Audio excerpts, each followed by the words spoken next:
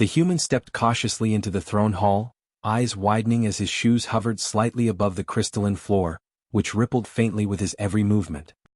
He clutched the tray of shimmering alien delicacies as though it were a bomb, and for a moment, a floating fork leapt from the platter and spun in a slow circle before landing back in place. The air smelled faintly of ozone and something sweeter, like caramelized starlight, and somewhere above, a hovering attendant sneezed, sending a ripple through the room that made a chandelier wobble dangerously. The human swore silently, wondering if gravity was just a polite suggestion here. From the far side of the hall, the queen's gaze fell upon him, sharp and calculating, a gaze that could probably make planets tremble if she so wished. Beside her, the alien woman watched with curiosity, her long ears arching like elegant crescent moons, and a faint smirk twitching at the corner of her mouth as if she already knew how this would all unfold. He tried to bow, misjudged the angle, and nearly tipped the tray, catching it at the last second and earning a few tiny gasps from the hovering attendants. "Smooth," muttered the alien woman under her breath, though he couldn't understand her words, only the humor behind them. The queen leaned forward, eyes narrowing at the platter, her fingers twitching as if anticipating a taste that could decide more than just her appetite. Whispers rippled across the hall. Will it bite her? Will it explode? Or will it sing? The human, now sweating, realized he was the protagonist in a scene that sounded like a warning label for intergalactic diplomacy. He tried to imagine a casual conversation, but the only words that emerged were, "Do not eat that?" His voice cracked on the last word, but the queen paused, her fork suspended mid-air. The alien woman's ears twitched and she gave a tiny conspiratorial nod as if to say, "Well, this is going to be fun." A floating piece of fruit wobbled lazily off the tray, orbiting him like a miniature moon. He reached to catch it, missing by a hair, and it ricocheted off a pillar, pinging against the ceiling, and landed perfectly balanced back on the tray. The queen's lips twitched. Was it amusement, or was it a prelude to interstellar doom? The human's heart raced, and somewhere deep in the hall, a mechanical bird coughed up a puff of smoke as if laughing at him. The tension cracked slightly, the alien woman's smirk widening, and for the first time, the human realized that surviving here might require a combination of luck, nonsense, and the ability to make someone with ears like crescent moons laugh. The human found himself trailing the alien woman through the winding corridors of the palace, each hallway bending impossibly, like it didn't quite obey Euclidean geometry. He stumbled over a floating step, flailing like a cartoon character, and she caught him mid-air with a graceful sweep of her long ears, muttering something that sounded like laughter disguised as words. "I'm okay," he panted, ignoring the fact that he was now upside down, held by a being whose very presence seemed to bend gravity in her favor. She tilted her head, ears flicking with what could only be described as amusement, and then gestured toward a hovering fruit cart, which obeyed her command like a well-trained pet. A peach-shaped orb drifted forward, wobbling hypnotically, and she sliced it mid-air with a delicate twist of her hand. The fruit split, spinning like a tiny galaxy before landing perfectly on a floating plate. "Wow," he breathed, feeling simultaneously impressed and useless. The alien woman smirked, and he realized she was teaching him the rules of this world not with words, but with absurd demonstrations. Somewhere along the hallway, a door whooshed open and a group of advisors drifted past, bickering telepathically in high-pitched tones that made his brain tingle. One accidentally collided with a hovering lamp, sending it spinning toward him.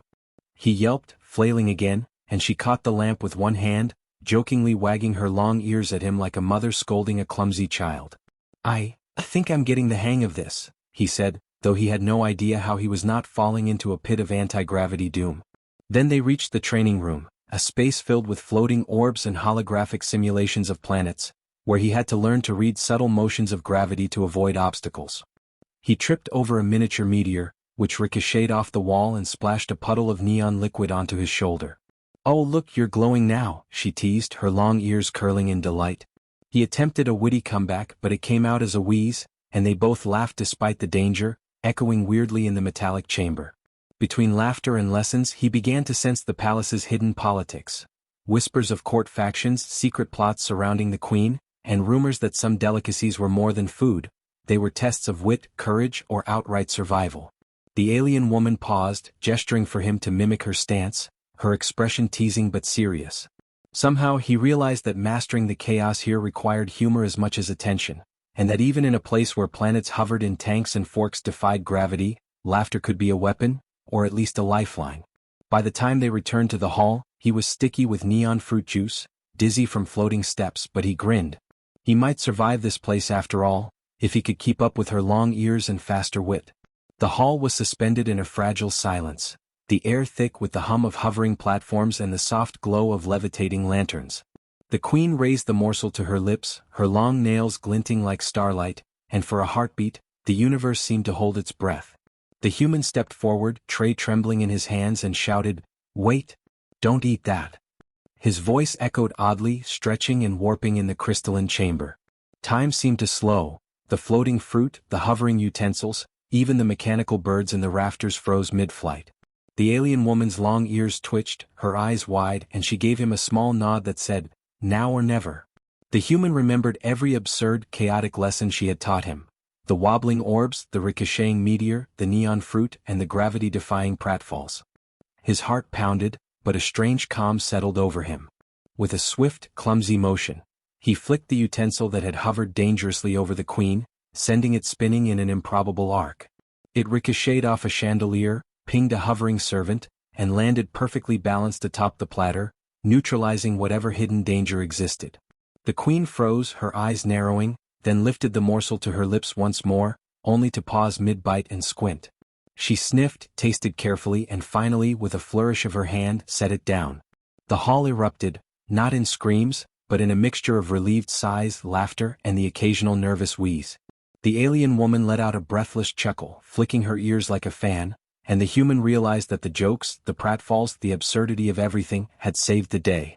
He laughed too, a real laugh, not the flustered panic from before. Subplots resolved themselves in moments of quiet absurdity. Rival courtiers looked foolish arguing over etiquette, a floating vase tumbled and bounced harmlessly back into place, and whispers of secret plots dissolved into shared amusement.